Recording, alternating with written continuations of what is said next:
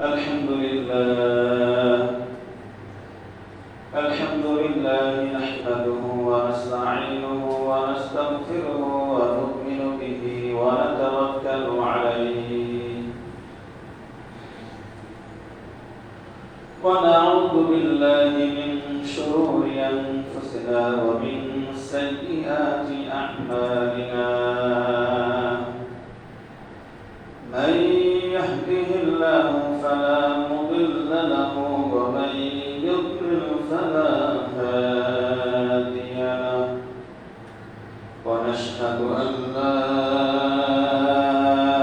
إله إلا الله وحده لا شريك له ونشهد أن سيدنا وسندنا وحبيبنا وحبيب ربنا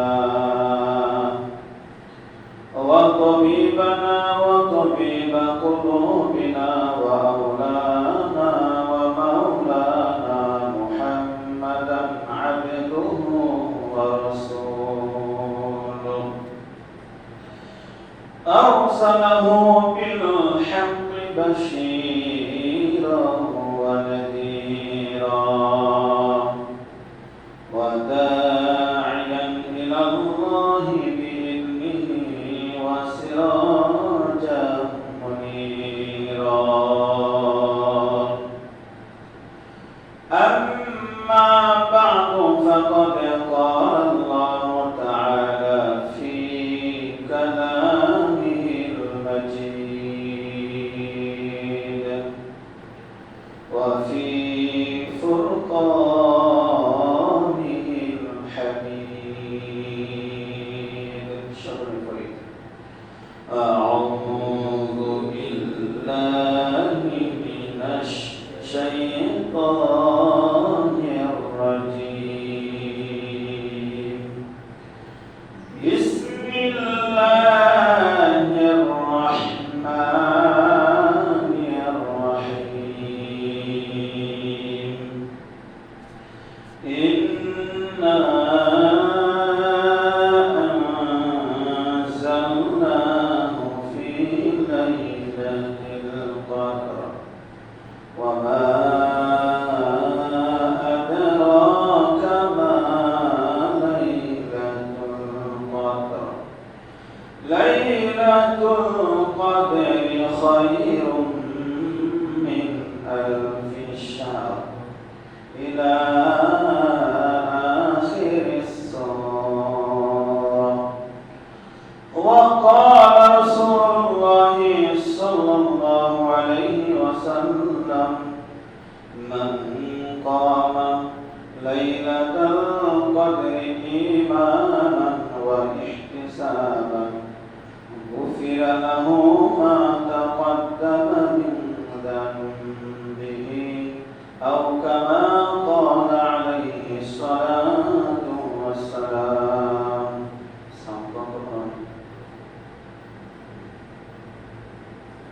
ونشهد اللهم صل على محمد وعلى آل محمد كما صليت على إبراهيم وعلى آل إبراهيم إنك حميد مجيد اللهم بارك على محمد وعلى آل محمد كما باركت على إبراهيم وعلى آل إبراهيم إنك حميد مجيد حمد بحق مر خدای پاک را کریما داد مشت خاک را آک فرما کرد قهر شباد را دا سجای کرد قوم عاد را لا إله إلا الله لا إله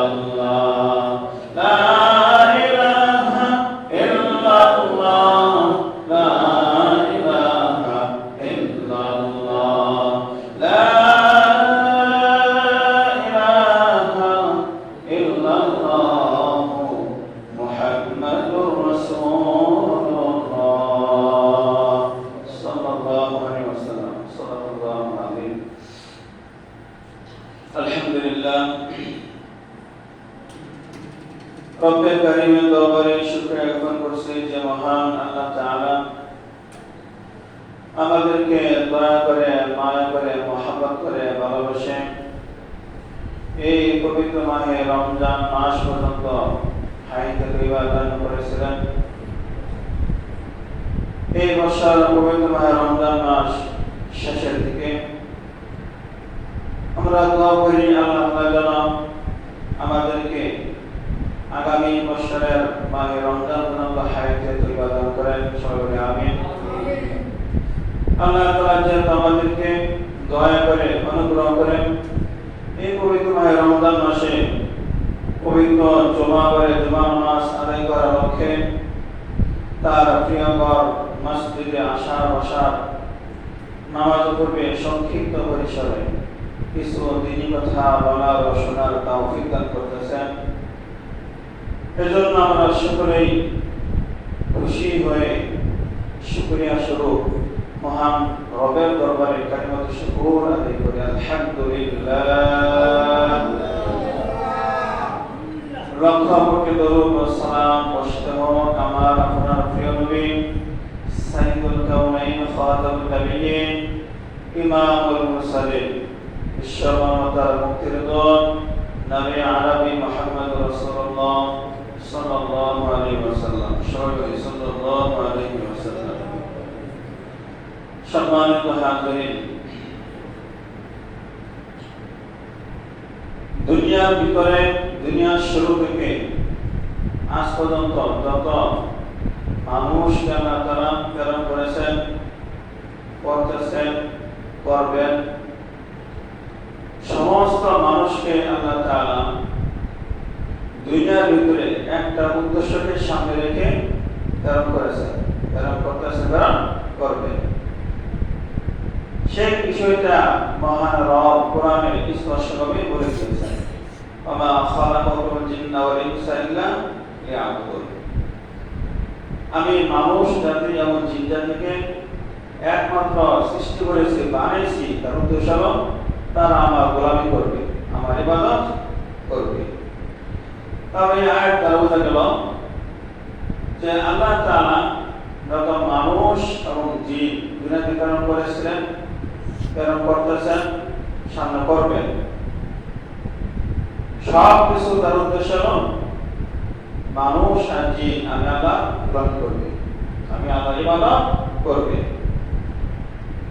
যখন আমরা প্রকৃত অর্থে মহান রবের গোলামি করব, তখন আমরা সারা মানুষ জিন ছাড়া তাকে জানা আছে দুনিয়াতে অনেক কিছু আছে না, গাছপালা বলেন, পশু বলেন, যা কিছু আছে এই সব কিছু মানুষের গোলামি করবে।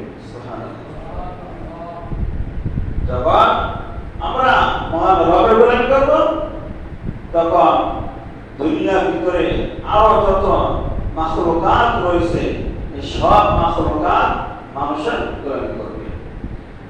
এই জন্য আমাদের পূর্বপুরুষদের জীবনীতে অনেক ঘটনা এরকম রয়েছে যে তারা মহান রবের গোলামি করতেন। প্রয়োজন হয়েছে বাঘের পিঠে বসে অজগর সাপ অথবা যে কোনো সাপ দিয়ে চাবুক বানিয়ে তারা কি করতেন, বনে করতেন। বাঘ কিছু করতো না, সাপ কিছু করতো না। এরকম ঘটনাও আছে। জঙ্গলে স্বামী স্ত্রী, এখন সন্তান হয়েছে, পশু আসছে দুধ খাওয়ানোর জন্য, আমার মানুষকে দুধ খাওয়ান, দুধ খান আপনারা কি খাই থাকবেন, এরকম ফল নিয়ে আসছে নাকি এ ফল খান। পশু পাখি তাদের সাহায্যের জন্য এগিয়ে আসছে। এরকম ঘটনা আছে আল্লাহকে পাওয়ার জন্য সফরে বেরিয়েছে, হঠাৎ এমন জায়গায় অবতীর্ণ হয়েছে শুধু বরফ আর বরফ, রাত্রি হয়ে গেছে, এখন অবস্থান করতে হবে। আল্লাহ নাম দিয়ে শুয়ে গেছে। সকাল ঘুম থেকে উঠছে, দেখে বিশাল বড় অজগর সাপ তাকে পেঁচিয়ে শুধু করে শুয়ে গেছে যাতে ঠান্ডা না লাগে। যখন রোদ পড়ছে তখন আমি ছেড়ে গেছি। এরকম অনেক ঘটনা রয়েছে। মহিলা নামাজ দাঁড়াইছে আল্লাহকে পাওয়ার জন্য, ছাগল করে, যাতে এই মহিলা ছাগলগুলোকে অন্য কোনো প্রাণী আক্রমণ না করে, এর জন্য বাঘ এসে পার হইতেছে। বাঘে দাঁড়াই রয়েছে, ছাগল খাচ্ছে, বাঘ পার হইতেছে। এরকম ঘটনা আমাদের পূর্বপুরুষ যারা ছিল তাদের জীবনীতে অনেক ঘটেছে। তাহলে মূল কথা হলো, যখন আমরা মহান রবের গোলামি করব, তখন বাকি মাখলুকাত আমাদের গোলামি করবে। এই জন্য আমাদের কোরআন স্পষ্টভাবে বলে দিয়েছেন যে তোমরা আমার গোলামি করো। গোলামি করা সর্বশ্রেষ্ঠ মাস 12টি মাসের মধ্যে যে মাসটি, সেটা নাকি মাহে রমজান মাস, তাই না? আল্লাহ তাআলাকে ইবাদত করে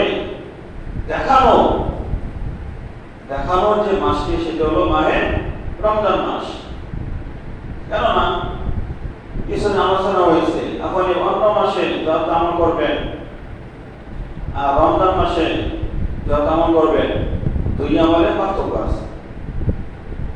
অন্য মাসে নফল করলে নফল হবে, ফরজ করলে ফরজ হবে, কিন্তু রমজান মাসে নফল করলে ফরজ হয়ে যাবে, ফরজ করলে 70টা ফরজ হয়ে যাবে।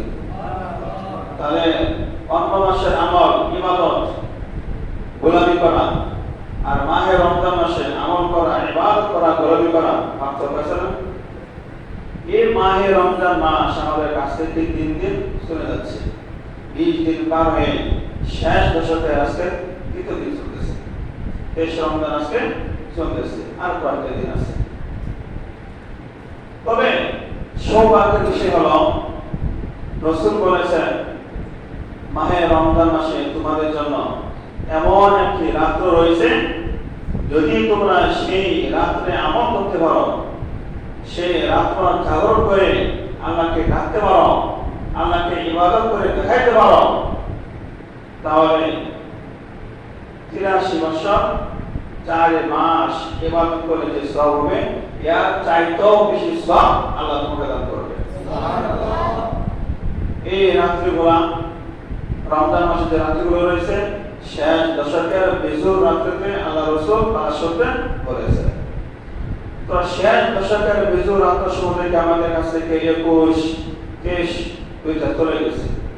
সামনে রয়েছে 25, 27, 29 আর 3টা রাত্রে রয়েছে।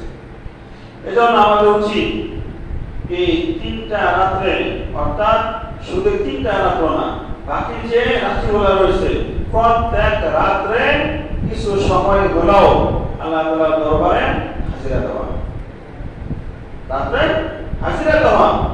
আল্লাহ, সারাদিন রোজা রাখার পরে দুনিয়ার বিভিন্ন ব্যস্ততার কারণে আমি তোমার দরবারে হাজিরা দিতে পারি নাই।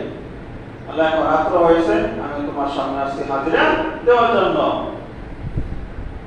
যদি আমি আর আপনি হাজিরা দিতে পারি, আর এই রাত্রিগুলোর মধ্যে থেকে যদি কোনো একটি রাত্র সবে কথা হয়ে যায় আর আমার ভাগ্যে ছুটে যায়, ফিরে যায়, তাহলে আমার আপনার জীবন কামিয়াব, আমার আপনার জীবন কামিয়াব হয়ে যাবে। এই জন্য আমি ইচ্ছা করেছি আপনাদের সম্মুখে আজকে সংক্ষিপ্ত পরিসরে সবাই কথা সম্পর্কে আলোচনা করব, যাতে আমাদের সামনের যে সময়টা রয়েছে, এই সময়টা ইবাদত করতে আগ্রহ তৈরি হয়।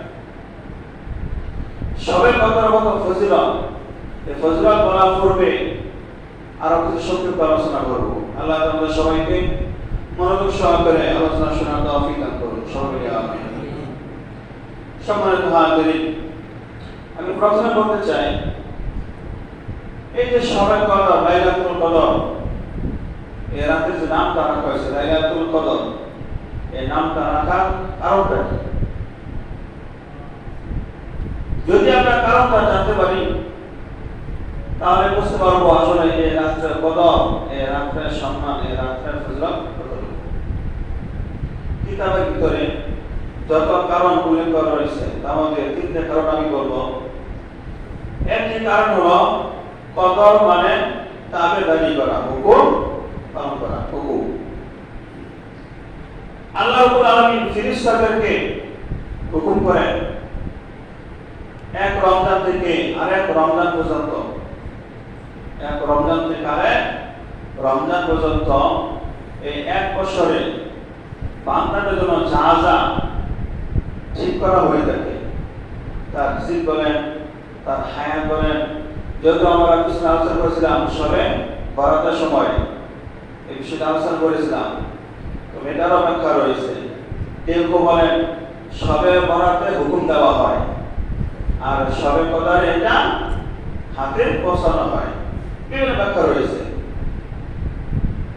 তো এক বছরে দুনিয়ার ভিতরে কে আসবে, কে মারা যাবে, কে কি খাবে, কি কি ফয়সালা হবে, এই সব কিছু লিপিবদ্ধ করা অবস্থায় সংশ্লিষ্ট দায়িত্বশীল ফেরেশতাদের কাছে আল্লাহ তাআলা পৌঁছে দেন, হুকুম দান করেন। এই ফেরেশতারা অমুক জায়গায় যারা দায়িত্বে আছে তাদের দায়িত্ব কি হবে, তোমরা কি ওরা বৃষ্টি করে পৌঁছে দাও, এই যারা হুকুম দিলেন এই হুকুম তারা কি পালন করে তাদের কাছে পৌঁছে দেয়। এই জন্য কদরকে কদর ফলা হয়ে থাকে, লাইলাতুল কদর ফলা হয়ে থাকে।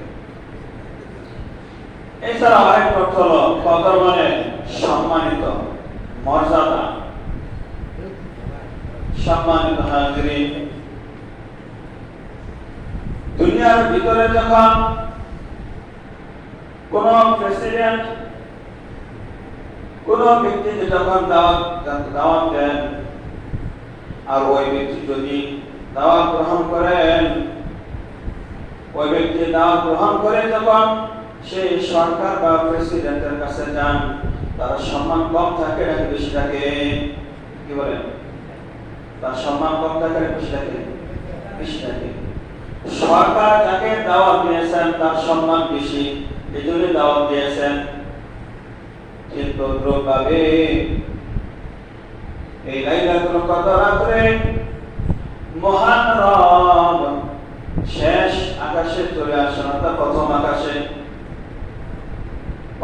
আকাশে আল্লাহ তাআলা চলে আসেন আর বান্দাদের যত প্রয়োজন আছে সেগুলো শুনেন এবং বান্দাদের সমস্ত প্রয়োজন পুরা করেন। যে বান্দা বলে ইয়া রব, হে রব্বে কারীম, আমি জীবনে কত গুনাহ করে ফেলেছি, গুনাহ করতে করতে আমার জিন্দেগি ভরে গেছে, আবু আল্লাহ এই রাত্রে আমি তোমার কাছে তওবা করতেছি, আমার জীবনের সমস্ত গুনাহ তুমি ক্ষমা করে দিও আল্লাহ। যখন কোনো বান্দা এই রাত্রে মহান রবের দরবারে তার পিছনের গুনাহের কথা স্মরণ করিয়া অনুশোচনা করে ক্ষমা চায়, মাফ চায়, তখন আমার আল্লাহ ওই বান্দাকে ক্ষমা করে দেন। সুবহানাল্লাহ। যখন কোনো বান্দা লাইলাতুল কদরে ক্ষমা চাওয়ার পরে ক্ষমা পেয়ে গেল, এতে তার মর্যাদা পাবো কিনা, তার সম্মান পাবো কিনা?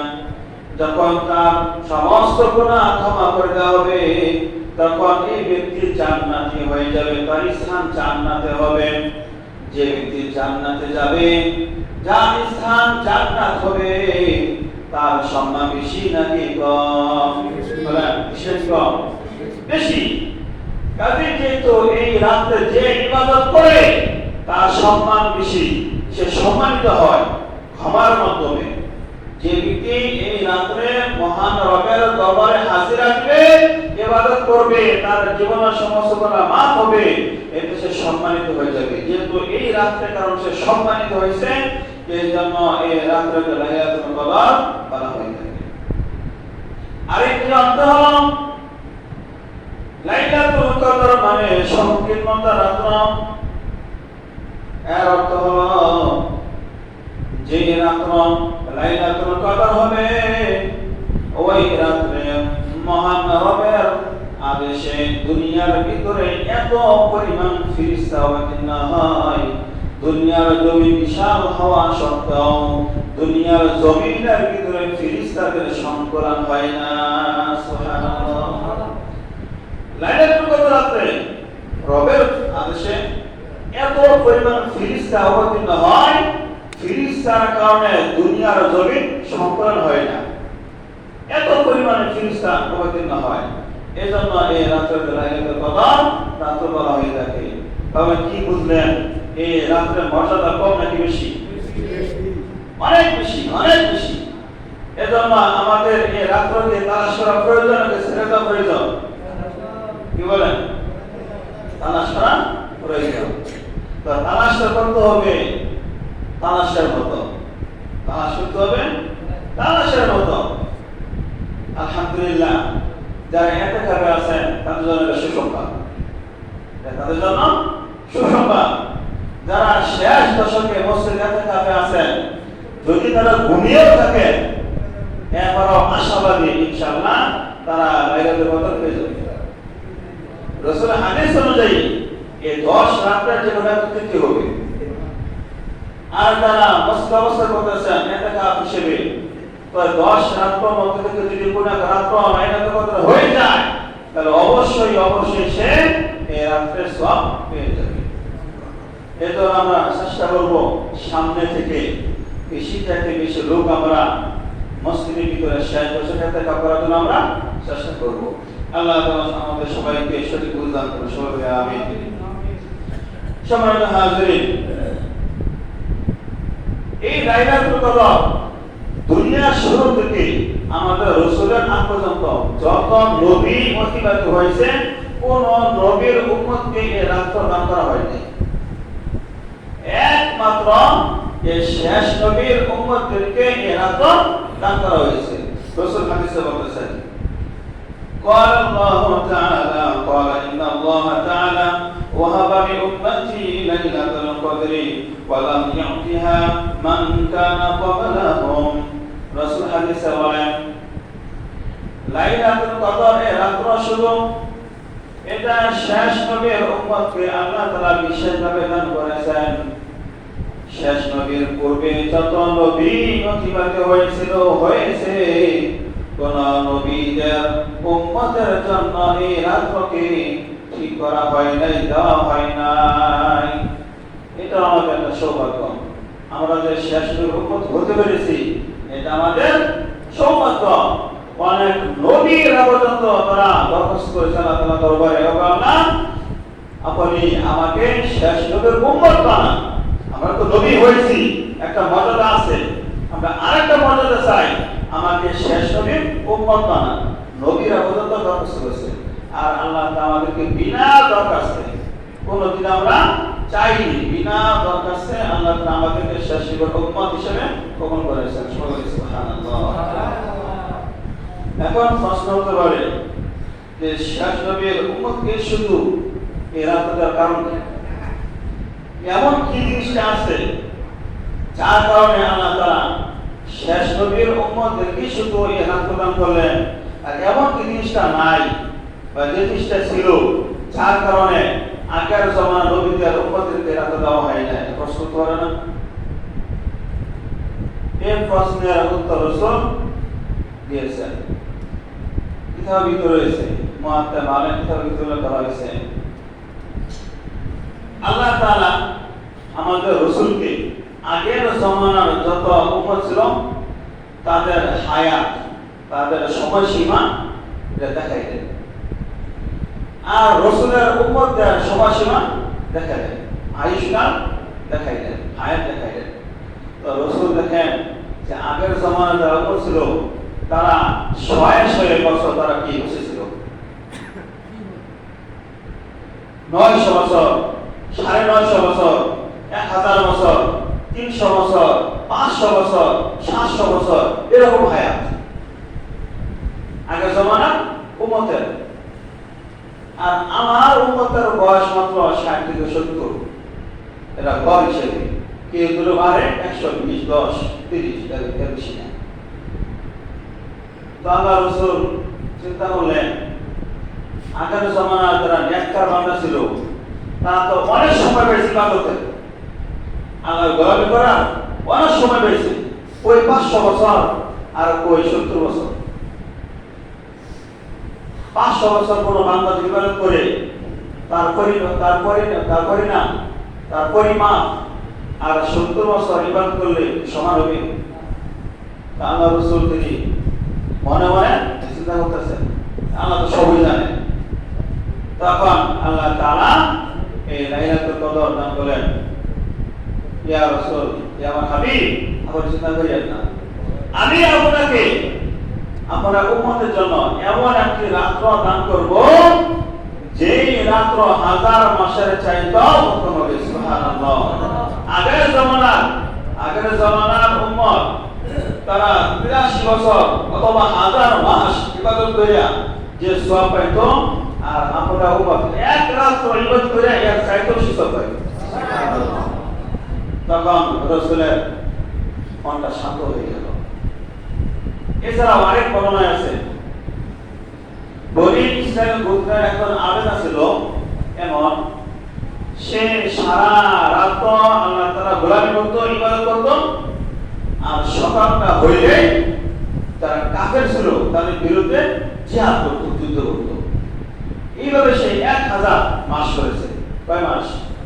1000 মাস। যখন রাসূল এই কথা সাহাবা-কেরামকে বলতেছিলেন, তখন অনেক সাহাবা-কেরাম চিন্তা করতেছে, 1000 মাস সারা রাত ইবাদত করছে, আবার সারাদিন যুদ্ধ করছে, আর আমরা বাঁচবো কয় বছর?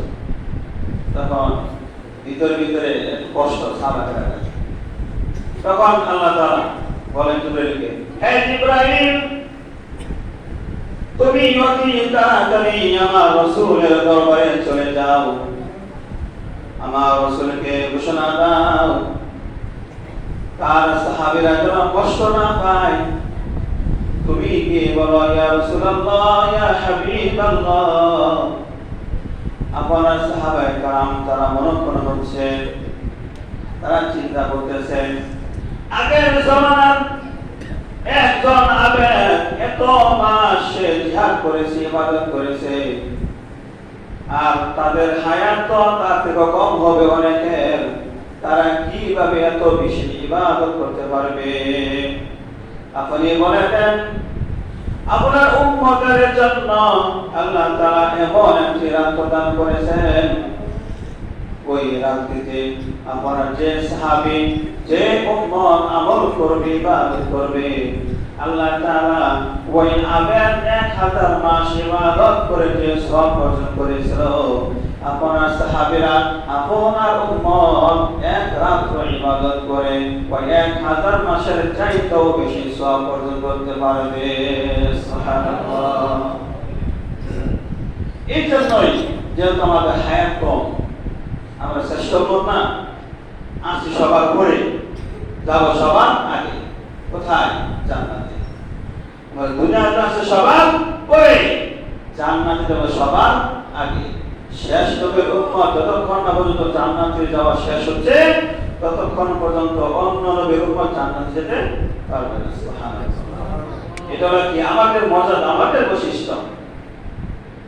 এই জন্য আমাদের এই রাতগুলোকে তালাশ করতে হবে। যদি আমরা এই রাতগুলোকে তালাশ করতে পারি, তাহলে না আমাদের মর্যাদা। যদি আমরা এই রাতগুলোকে তালাশ করে ইবাদত করতে পারি, তাহলে আমাদের মর্যাদা। আমি যদি তালাশ না করি, রোজাই না রাখি, রাত ইবাদত নাই করি, তাহলে কি আমার 1000 মাস থেকে সওয়াব পাবো? এটা কার জন্য? যে রোজা রাখতেছে এবং কি এই রাতকে তালাশ করতেছে, তালাশ করার জন্য ইতিকাফে বসেছে, রাত থেকে শেষে মসজিদে এসে বসে ইবাদত করতেছে, তারাই করতেছে, বাসায় এসে সময় সে নফল নামাজ পড়তেছে, তাহাজ্জুদ করতেছে, জিকির করতেছে, তার জন্য নাই সওয়াব। আমি মসজিদেও আসি না, রোজাও রাখি না, তারাবিও করি না, সেহরিও খাই না, ইফতারিও করি না, আমার মতো আমি চলতেছি, তো আমার জন্য কি সওয়াব? আমার জন্য কি সওয়াব না? তবে হ্যাঁ, যদি আমি তালাশ করতে পারি, তালাশ করে যদি আমি ইবাদত করতে পারি, তাহলে এটা আমার জন্য সওয়াব। সম্মানিত হাজিরিন, আল্লাহ তাআলা স্বতন্ত্রভাবে কোরআনের ভিতরটা সূরা নাযিল করেছেন এই রাত্রির ব্যাপারে। কোরআনের ভিতরে লাইলাতুল কদর এই রাত্রির ব্যাপারে, ফজিলতের ব্যাপারে আল্লাহ তাআলা স্বতন্ত্রভাবে একটা সূরা নাযিল করেছেন। যে সূরার নাম কি লাইলাতুল কদর হিসেবে আমরা কি সেটাকে জানি, আল কদর সূরা।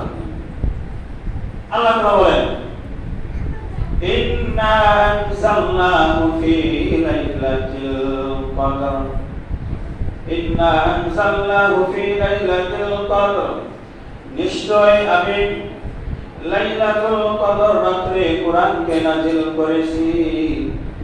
ওমা আদরাকা মা লাইলাতুল কদর, হে আমার হাবিব আপনি কি জানেন লাইলাতুল কদর মানে কি, এটার মানে কি, এটা ফজিলত কি?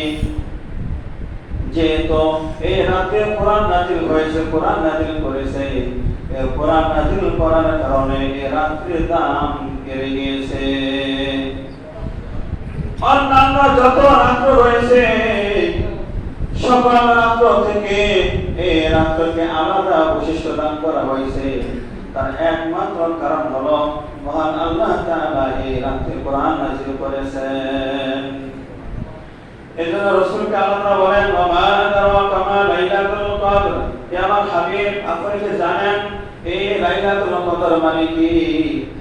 আল্লাহ তাআলা নিজে বলতেছেন, শুনে রাখুন, লাইলাতুল কদরি খায়রুম মিন আলফি শাহর, লাইলাতুল কদর হলো এটা হাজার মাসের চাইতে উত্তম। সুবহানাল্লাহ।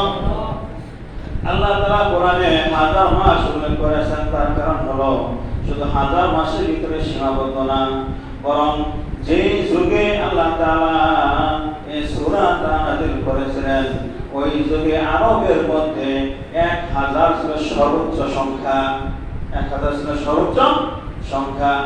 যেহেতু আরবে ওই সময় 1000 সর্বোচ্চ সংখ্যা ছিল, এই জন্য আল্লাহ তাআলা সর্বোচ্চ সংখ্যা দিয়ে বুঝেছেন।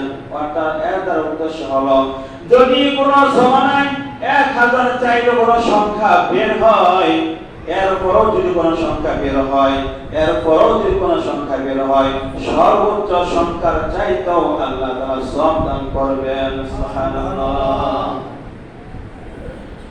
এরপর আল্লাহ তাআলা রাসূলকে জানিয়ে দেন এই রাতের আরেকটি ফজিলত হলো তানাজ্জালুল মালাইকাতু ওয়ার রূহু ফিহা বিইذনি রাব্বিহিম মিন কুল্লি আমর, এই রাত্রির ভিতরে মহান রব জিবরাইলকে সহ তার সাথে একদম ফেরেশতাদেরকে এই দুনিয়ার জমিনে আকাশ থেকে অবতীর্ণ করান।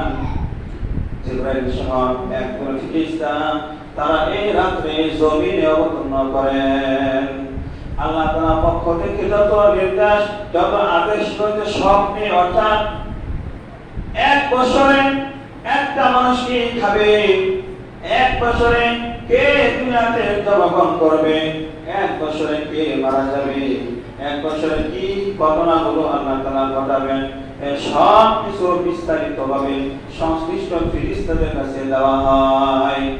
হাদিসে বলা হয়েছে শুধু এতটুকুই নয়, যখন রাত্রি আসে এই রাত্রি আসার পরে জিবরাইল যখন দুনিয়ার জমিনে আগমন করেন, আগমন করার পরে সকল ফেরেশতাদেরকে বলে দেন, হে ফেরেশতারা আজকে যে রাত্র খুব গুরুত্বপূর্ণ রাত্র, আমার রবের যে সকল বান্দারা সে যেখানে হোক না কেন, মসজিদের ভিতরে হোক, ঘরের ভিতরে হোক, সে সমুদ্রের মধ্যে হোক, যেখানে হোক না কেন, জঙ্গল হোক, পাহাড়ে হোক, আল্লাহ তাআলা যে সকল বান্দারা ইবাদতে লিপ্ত হয়েছে তোমরা সবাই ওই সকল বান্দাদের কাছে যাইবা, ওই সকল বান্দাদের কাছে গিয়ে তাদের কাছে সালাম দিয়ে মুসাফা করবে। সুবহানাল্লাহ। এজন্য দেখবেন যদি কোনো ব্যক্তি লাইলাতুল কদর পেয়ে যায় আপনি বুঝবেন কিভাবে? আপনি রাতে ইবাদত করতেছেন, নামাজ পড়তেছেন, জিকির আজকার করতেছেন, এরপর অন্তর শান্তি হচ্ছে না, অন্তরে ভালো লাগতেছে না, আপনার কাছে কষ্ট মনে হচ্ছে, মসজিদে আসেন, ইবাদত করতেছেন, নামাজ পড়তেছেন, জিকির করতেছেন, এরপর মনটা ভালো লাগে না, এরকম লোক আসেনি? কি বলেন? এরকম লোক আসেনি? মসজিদে আসছে, নামাজ পড়বে, জিকির করবে, ভালো লাগে না, এই বসে কথা বলে, বসে বসে কথা বলে গল্প গুজব করে, তার ভালো লাগতেছে না।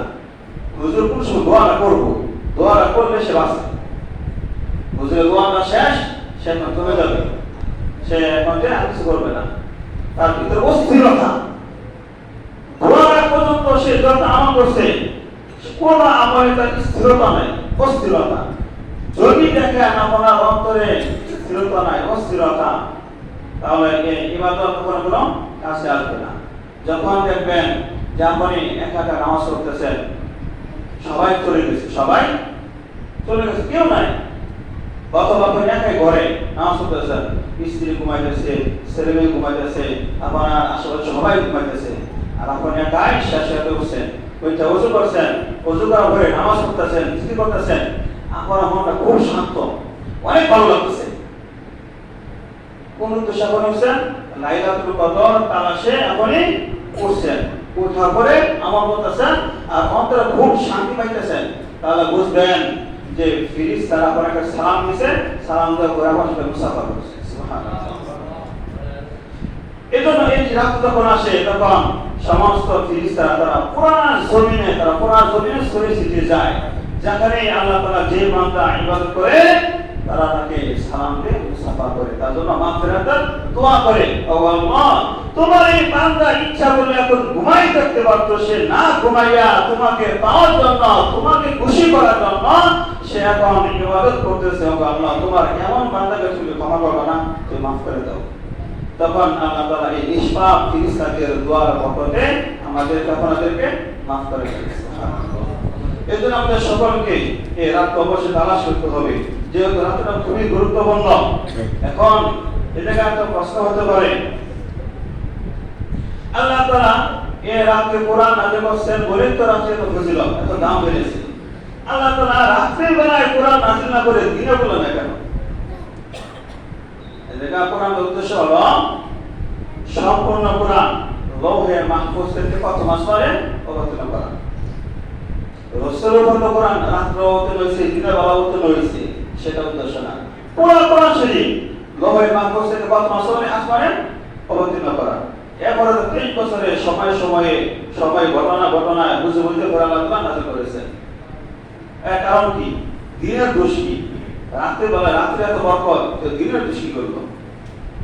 তো এর উত্তরে শায়েখ ইসমাইল হাক্কি বরুসামি রাহমাতুল্লাহ তিনি বলেন, যদি তোমাকে কেউ প্রশ্ন করে যে দিনের তুলনা রাতে লাইলাতুল কদরের ফজিলত কেন, তাহলে তুমি বলবে আল্লাহ তাআলা যত রহমত, যত কারামত, যত বরকত এবং রাসূলের মেরাজের উদ্গমন, আকাশে গমন যা কিছু করেছেন সব রাতে করেছেন। তখন করেছেন রাত্রি করেছেন। তাছাড়া রাত্রি হলো জান্নাতের নমুনা। কার নমুনা? জান্নাতের নমুনা। আর দিন হলো জাহান্নামের নমুনা। কিভাবে? রাত্রি কাল আল্লাহ সুকুন বলেছেন, প্রশান্তির সময় বলেছেন। আমরা সারা দিন কাজকাম করে রাত্রি তাড়া করি না, রাত্রিতে ঘুমাই, সারা দিন যত ক্লান্ত শরীর থাকে, যত রাত্রে আমি ঘুম থেকে উঠি কোন ক্লান্ত থাকে, সব ফ্রেশ হয়ে যায়।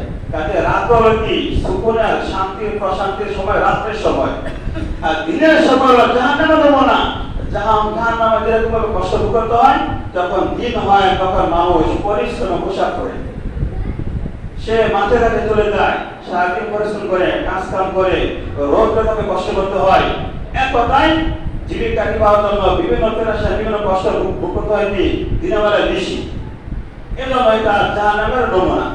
যেহেতু রাত্রি হলো জান্নাতের নমুনা, আর এই রাত্রি বেলায় রহমত, বরকত, রাসূলের উদ্গমন এগুলো সব কিছু আল্লাহ করেছেন, এজন্য রাত্রি ফজিলত দিনের তুলনায় বেশি। এখন প্রশ্ন হয়, তো রাত্রের ফজিলত এত বেশি কেন দিনের তুলনায়? এর উত্তরে ব্যাখ্যাকারকগণ অনেক ব্যাখ্যা করেছেন। একটা ব্যাখ্যা হলো আল্লাহ তাআলা কোরআনকে যেহেতু রাত্রে নাযিল করেছেন, এজন্য দিনের তুলনায় রাত্রের ফজিলত বেশি। আরেকটা অর্থ হলো আল্লাহ তাআলা যে জ্যোতিগুলো আছে, জ্যোতি, একটা তো তাজাল্লি আর একটা জ্যোতি। তাজাল্লি মানে সহ্য করা কঠিন, সেটা উদাহরণ হলো কি দিনের সূর্যের মতো।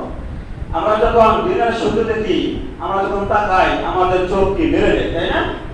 আমরা শুনতে পারি, তাকাতে পারি না সূর্যের দিকে। কিন্তু যখন রাত্রিবেলা চাঁদ ওঠে তখন আমরা যখন তাকাই আমার চোখে সমস্যা হয়, চোখ মেরে নেয়, চোখ মেরে নেয় না। আল্লাহ তাআলার এই জ্যোতি না, এই জ্যোতি এটা প্রকাশ পায় শেষ রাতে। তখন শেষ রাতে আল্লাহ তাআলা তার জ্যোতি নিয়ে, রহমত নিয়ে প্রথম আসমানে চলে আসেন। এরপরে বান্দাদেরকে ডাকেন, ও আমার বান্দারা, আর কি সমস্যা, আর কি পেরেশান, আমাকে বলো, আমি প্রথম আসমানে চলে আসি, আমি আমার জ্যোতি সহ রহমত নিয়ে আমি চলে আসি, আমাকে ডাকো, আমি তোমাদের সব কিছু দিয়ে দেবো। আমি আল্লাহ যত দিব আমার বান্দার কখনো ফুরাবে না।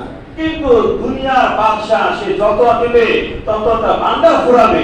আমি আল্লাহর বান্দা এত ভরপুর, আমি যদি সব বান্দাকে সব কিছু দিয়ে ফেলি এরপর আমার বান্দারে একটু নাও শেষ হবে না। সুবহানাল্লাহ। এই জন্য রাত্রের ফজিলত অনেক বেশি।